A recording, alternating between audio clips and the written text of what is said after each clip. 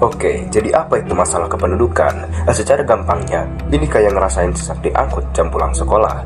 Terlalu banyak orang, gak cukup ruang, dan semuanya serba ribet.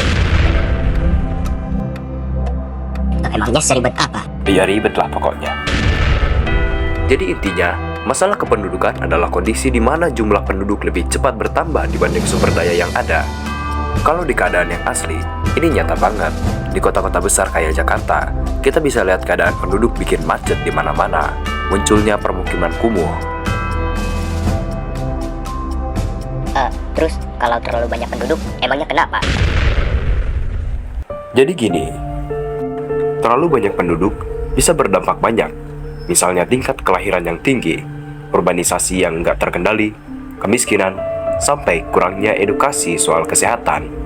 Dan itu terjadi di beberapa negara di dunia, termasuk Indonesia.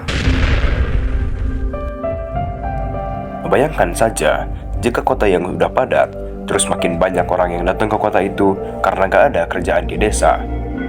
Akhirnya, semua numplek di satu tempat dan hasilnya satu wilayah kacau balau dibikin ribet karena padatnya penduduk. Dan lalu, gimana dampaknya? Individu dan masyarakat jadi korban. Banyak orang gak dapat akses yang layak ke pendidikan, kesehatan, bahkan lapangan kerja.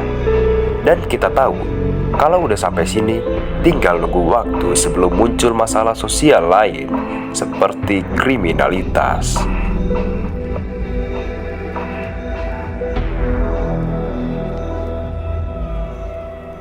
Tapi jangan khawatir, karena masih ada solusinya.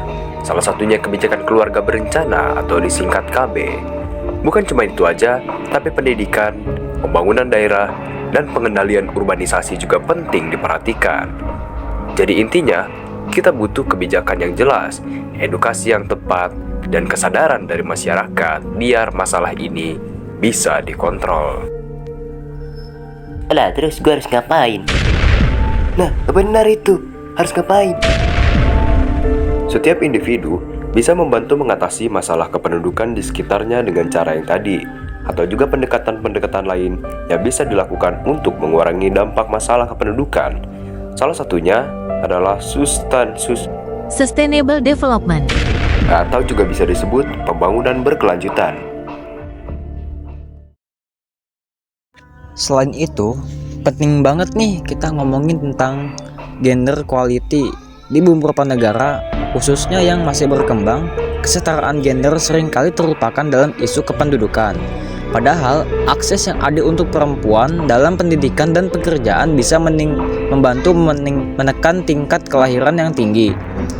Bayangin aja, kalau perempuan punya akses yang sama dengan laki-laki dalam pendidikan dan pekerjaan, mereka bisa berkontribusi lebih besar untuk ekonomi keluarga dan negara.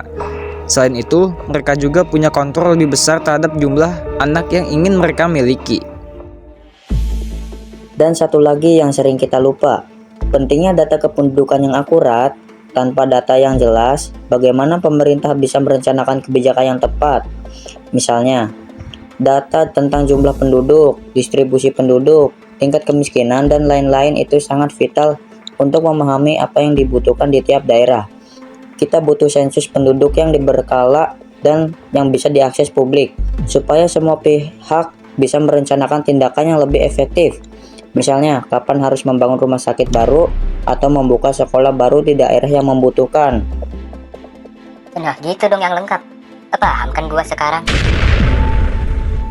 Terima kasih sudah menonton. Demikian dari kelompok kami dan salam.